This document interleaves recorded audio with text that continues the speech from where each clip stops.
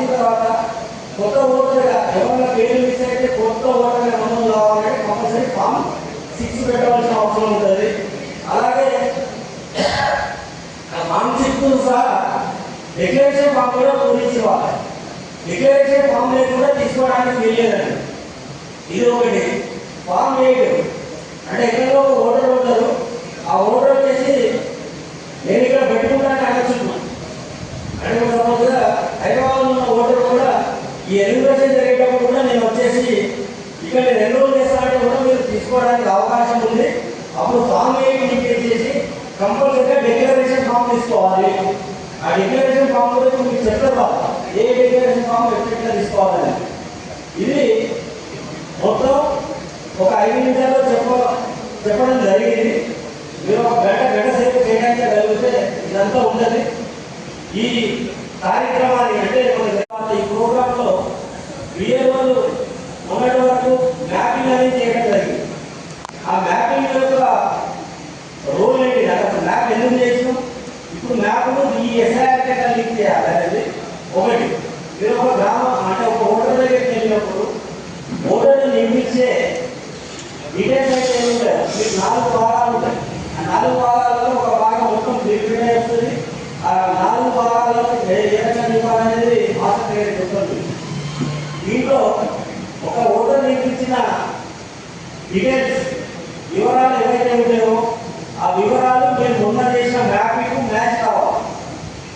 అంటే మొన్న మీరు ఏదైనా ఒక తప్పు మ్యాపింగ్ చేసి ఉంటే ఇప్పుడు మీరు సరిదిద్దుకోవాలి.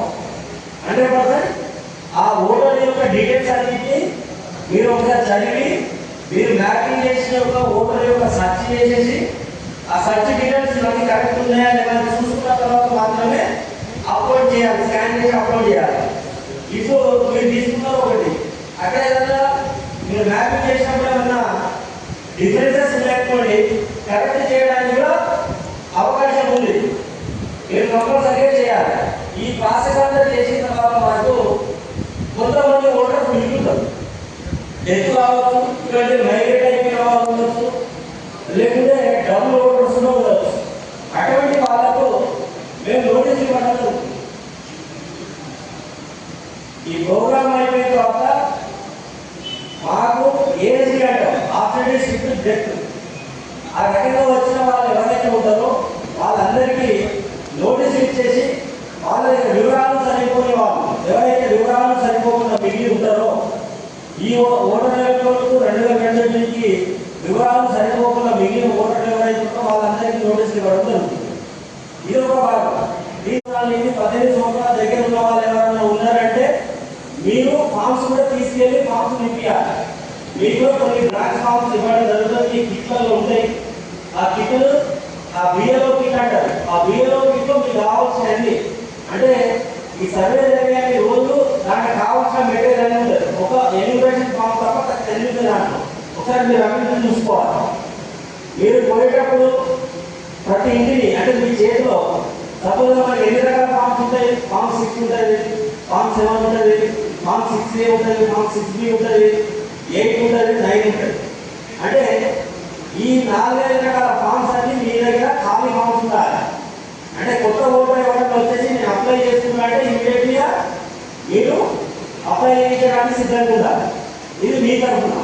ఇప్పుడు బిఏల తరఫున ఏంటంటే ఈ స్పెషల్ సమ్మర్ రివిజన్ జరిగేది రోజు మనకు దాదాపు 1 మంత్.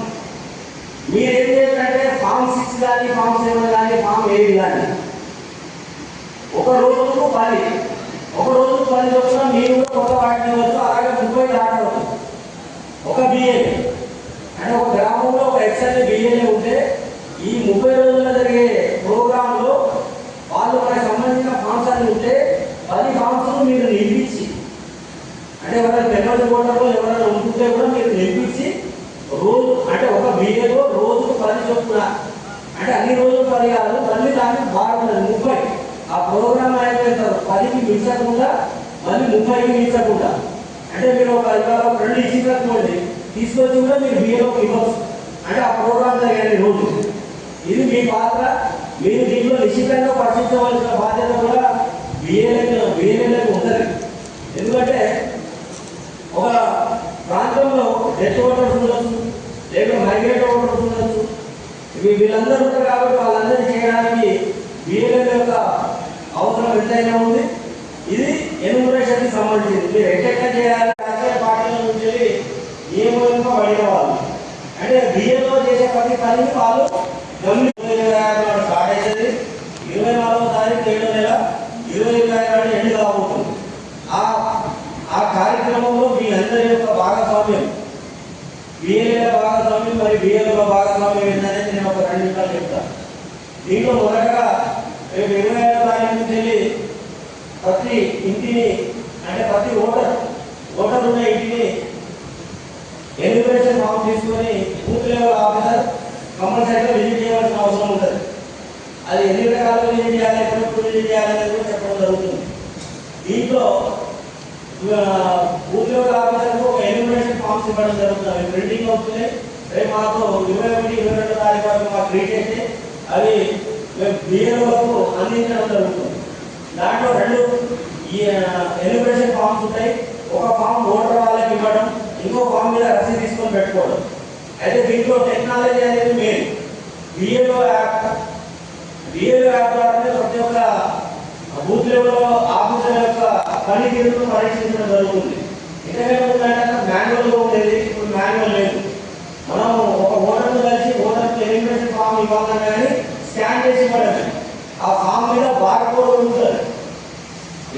ఆ బార్కోడ్ ఉన్నప్పుడు దాన్ని ఓపెన్ చేసేసి మనం బార్కోడ్ను స్కాన్ చేసి ఇవ్వడం. మరి అలాగే ఆ పూరించే విధానం అదంతా మీకు శ్రీకాంత్ గారు చెప్పారు. నేను పాయింట్స్ మాత్రం చెప్పుకుంటూ పోతున్నాను. మరి తీసుకునేటప్పుడు కూడా ఆ ఫామ్ను తీసుకునేటప్పుడు కూడా స్కాన్ చేయాలి. ఇచ్చేటప్పుడు స్కాన్ చేయడం, మరి తీసుకునేటప్పుడు స్కాన్ చేయడం. అంటే ఈ రకంగా మనకు ట్రాకింగ్ జరుగుతుంది. అంటే ఒక పోలింగ్ స్టేషన్లో దగ్గర ఒక 800 మంది ఓటర్స్ ఉంటే ఇవాళ ఎంతమందికి మనం ఇవ్వడం జరిగింది, ఎంతమందికి ఇవ్వాల్సిన అవసరం ఉంది, ఎన్ని రిటర్న్స్ వచ్చినాయనేది కూడా ఆన్లైన్ ద్వారానే పరిశీలించడం జరుగుతుంది. కాబట్టి బిఏలో కంపల్సరీగా మీ అవగాహన పెంచుకోండి. మీద ఏమైనా డౌట్ ఉన్నా ఇక్కడ అడగండి. శ్రీకాంత్ గారిని కంపల్సరీగా మీకు చెప్తారు. మీరు అన్ని డౌట్లు పెట్టుకుని మాత్రం దయచేసి పోవద్దండి. మీరు డౌట్లతో పోయినటువంటి మీకు ఇబ్బందికరంగా ఉంటుంది. ఎందుకంటే ఎవ్రీథింగ్ ఆన్లైన్లో కాబట్టి మీకు చాలా జాగ్రత్త చేయవలసిన అవసరం ఉంటుంది. నెక్స్ట్ దీంట్లో ఈ ఎన్యూమరేషన్ ఫామ్స్లో తీసుకోవడం, పూరించడం, దాని మీద బిఏలో కంపల్సరీగా సంతకం చేయాలి. బిఏలో బూత్ లెవెల్ ఆఫీసర్ కంపల్సరీ సంతకం చేయాలి. అది చేయకుండా ఫామ్ అప్లోడ్ చేయడానికి లేదు. దాని ప్రకారం కూడా ఆర్డర్స్ ఇవ్వడం జరిగింది. అది ప్రిపరేటరీ ప్లానింగ్ అంటారు. నెక్స్ట్ రేపు అంటే 25వ తారీఖు నుండి వచ్చే నెల 24వ తారీఖు వరకు ఆ కార్యక్రమం అంతా హౌస్ టు హౌస్ వెరిఫికేషన్. అంటే ఈ కార్యక్రమంలో బిఏల పాత్ర మరి బిఏల పాత్ర అనేది చెప్పడం జరుగుతుంది. తర్వాత వచ్చే నెల అంటే ఆగస్టు 1 నుంచి జూలై వరకు, జూలై 21 వరకు చేసేస్తాం. దాని తర్వాత ఈ చేసిన కార్యక్రమానికి సంబంధించిందంతా అమ్మ మీరు ఇక్కడ బాబు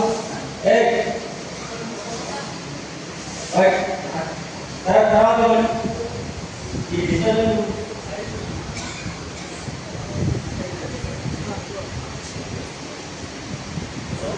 ఇప్పుడు తర్వాత నెక్స్ట్ క్లెయిమ్స్ అండ్ ఆబ్జెక్షన్స్. అంటే ఈ ఇంటి సభ ఇంటింటి సంరక్షణలో భాగంగా వచ్చిన క్లెయిమ్స్ ఆబ్జెక్షన్స్ మీద ఏమన్నా ఉంటే మనకు ఆగస్టు నెలలో తీసుకోవడం జరుగుతుంది. దాని తర్వాత అక్టోబర్ 1 నాడు ఫైనల్ పబ్లికేషన్ అనేది ఉంటుంది. దీంట్లో ఫస్ట్ భాగంలో మనం సన్నాహక కార్యక్రమం రేపు 24వ తారీఖు వరకు టైం ఉంది. ఆ టైంలో భాగంగా చేయడం జరుగుతుంది. తర్వాత అసలైన కీలకమైన భాగం, ఆ భాగం ఏంటంటే 25వ తారీఖు నుంచి ఈ నెల